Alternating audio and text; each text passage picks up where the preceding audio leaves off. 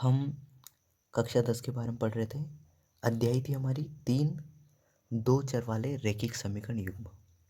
ठीक है, तो कक्षा 10 की अध्याय 3 दो चर वाले रैखिक समीकरण युग्म, उसकी जो प्रश्नावली थी 3.2, इसके क्वेश्चन हम कर रहे थे। इसमें क्वेश्चन नंबर 1 और 2 हमने कर लिया था पूरा। अब क्वेश्चन नंबर 3 हम शुरुआत करने वाले हैं। क्वेश्चन नंबर 3 में क्या करने वाले हैं, ठीक है। क्वेश्चन नंबर 3 है हमारा, निम्न समस्याओं में रैखिक समीकरण युग्म बनाइए। मतलब इस क्वेश्चन में जो छोटे छोटे क्वेश्चन है इसके अंदर वाले, उसमें अपनों को क्या करना है, रैखिक समीकरण युग्म बनाना, मतलब रैखिक समीकरण बनानी है और उनके हल प्रतिस्थापन विधि द्वारा ज्ञात करने हैं। मतलब वहाँ पे समीकरण बनेगी, इस प्रश्न के अंदर वाले प्रश्न, जैसे ये प्रश्न, इसमें समीकरण बनेगी और उसको फिर प्रतिस्थापन विधि द्वारा अपनों को उसके हल ज्ञात करने हैं। जैसे ये क्वेश्चन देखो, क्वेश्चन नंबर 3 का पहला क्वेश्चन है कि दो संख्याओं का अंतर 26 है और एक संख्या दूसरी संख्या की 3 गुनी है, उन्हें ज्ञात कीजिए। उन्हें किसको ज्ञात करना है, अपने को संख्याओं को ज्ञात करना है। तो सबसे पहले तो इसमें समीकरण बनेगी, फिर उन समीकरण को हम प्रतिस्थापन विधि द्वारा हल करेंगे तो संख्याओं के मान आ जाएंगे। ठीक है, अब देखो इसका सॉल्यूशन करते हैं अपन। तो देखो इसमें आंसर, सबसे पहले देखो दो संख्याओं का अंतर 26 है। ठीक है, तो सबसे पहले मान लेना है, माना पहली संख्या, माना पहली संख्या बराबर x। ठीक है, दूसरी संख्या बराबर y।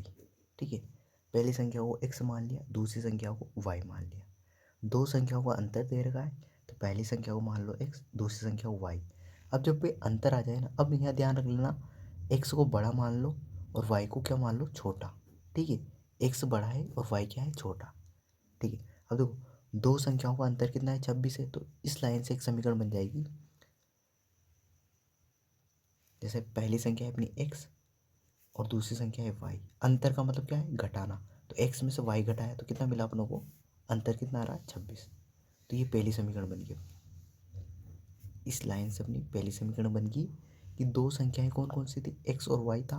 अब उन दोनों का अंतर मतलब घटा दिया मैंने, तो कितना है, 26। पहली समीकरण बन गई। अब देखो दूसरी समीकरण बनाते हैं अपना, एक संख्या दूसरी संख्या की 3 गुनी है। ठीक है, इस समीकरण को कैसे बनाएंगे, यहाँ समझो। देखो मैंने लिखा पहले एक संख्या x होगी अपनी, दूसरी संख्या अपनी क्या होगी, y। ठीक है, पहली संख्या x, दूसरी संख्या y, दोनों के बीच में बराबर का चिन्ह लगा दो। ठीक है, पहली संख्या क्या है, x, दूसरी संख्या क्या है, y। ठीक है, अब देखो मैंने क्या बताया, किसी भी संख्या को एक को बड़ा मान लो। ठीक है, अब यदि अपनों ने x को बड़ा माना है तो यहाँ x आगे लिखा है मैंने, क्योंकि बड़ी संख्या में छोटी संख्या घटाएंगे तभी तो प्लस की संख्या आएगी ना। ठीक है, बड़ी संख्या में से छोटी संख्या घटाएंगे तभी प्लस की संख्या आएगी, क्योंकि प्लस की बड़ी है। तो यहाँ पे देखो x बड़ा है। अब देखो यहाँ क्या बोला गया है, एक संख्या दूसरी संख्या की 3 गुनी है। तो मतलब x बड़ा है किससे से, y से। y से बड़ा है मतलब y यहाँ पे क्या है, छोटा है। तो ये 3 गुनी मतलब 3 से गुणा करना है अपनों को। 3 गुनी मतलब 3 से गुणा करना है। तो कहाँ पे करूँगा मैं, 3 से गुणा। बराबर का चिन्ह क्या बोलता है, बराबर का चिन्ह ये कहता है कि बराबर के इस तरफ और बराबर के इस तरफ दोनों मान बराबर होने चाहिए।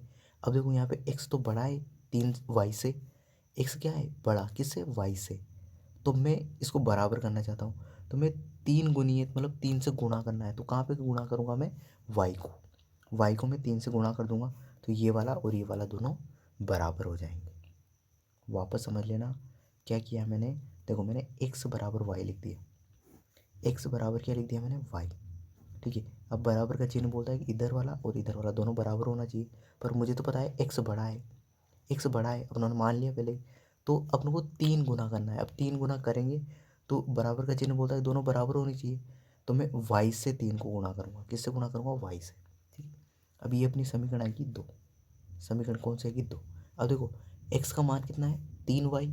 तो इस x के मान को 3y को मैं पहली समीकरण में रख दूंगा। तो देखो x का मान समीकरण एक में रखने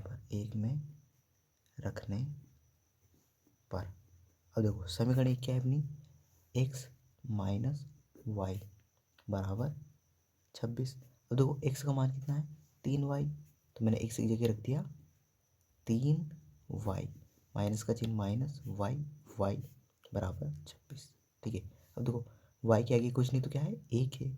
अब 3 में से एक घटाया तो कितना बचा 2, तो 2 और ये y तो y ऐसा कैसे बराबर 26। ठीक है, अब आगे समझो, ये 2 और y इनके बीच में किसका चिन्ह है, गुणा का। मुझे y का मान निकालना है, तो ये गुणा में है 2, तो गुणा वाली संख्या को बराबर किधर भेजेंगे तो क्या चल जाएगी, भाग में। तो y बराबर देखो 26/2, 26 में 2 का भाग दे लो, तो देखो 2 एकम 2, 2 दिया 6, 13, ऐसे भाग दे सकते हो आप। देखो ये 26 और ये 2, 2 एकम 2, घटाए कितना बचा 0, ऊपर से उतारे 6, 2 दिया 6, 0, तो कितना है अपना मान 13, तो 13 y का मान आ गया 13। अब y के मान को समीकरण 1 या 2 किसी में भी रख के आप x का मान निकाल सकते हो। तो देखो यहाँ लिखूंगा मैं y का मान, ठीक है, आप कोई सी भी समीकरण में रख सकते हो, x पहली और दूसरी दोनों में से किसी में भी, है ना। तो y का मान समीकरण 2 में रखने पर, ठीक है, समीकरण 2 थी हमारी x बराबर 3y। ठीक है, अब x बराबर 3 और ये y गुणा में, तो गुणा का चिन्ह, और y का मान कितना है 13, तो ये 13। अब 13 को 3 से गुणा कर दो, तो 13 एकम 13, 13 दूनी 26, 13 दिया 39, तो x बराबर आ गया अपना 39, 39। तो x का मान भी गया अपने पास 39 और y का मान अपना पास आ ही गया था 13, y बराबर 13। ठीक है, तो अपनों को ये मान ज्ञात करने थे, तो अपनों ने ज्ञात कर लिए, x का मान 39 और y का मान 13। ठीक है, अब देखो अपनों को क्या बोला गया था, इन दोनों का अंतर कितना आना चाहिए 26, तो घटा के देख लो। देखो 39 में से 13 घटाओ कितना आएगा 26 आ जाएगा। ठीक है, अब इसमें बोला गया था एक संख्या दूसरी संख्या कितनी तिगुनी, तो देखो ये संख्या 13 है, तो इसका 3 गुना ही तो 39 होता है, 13 या 39। ठीक है, तो 3 गुनी भी है और अंतर भी 26 आ रहा है, मतलब अपना आंसर क्या है, एकदम सही है। तो इस तरीके से करना है इन सवालों को। देखो इसमें समीकरण 1 और 2 दोनों को बनाना आना चाहिए अच्छे से। तो जैसा बोला गया है वैसे किया अपनों ने, दो संख्याओं का अंतर 26 है, तो पहली संख्या अपनों ने मान ली x और दूसरी संख्या को मान लिया अपनों ने y।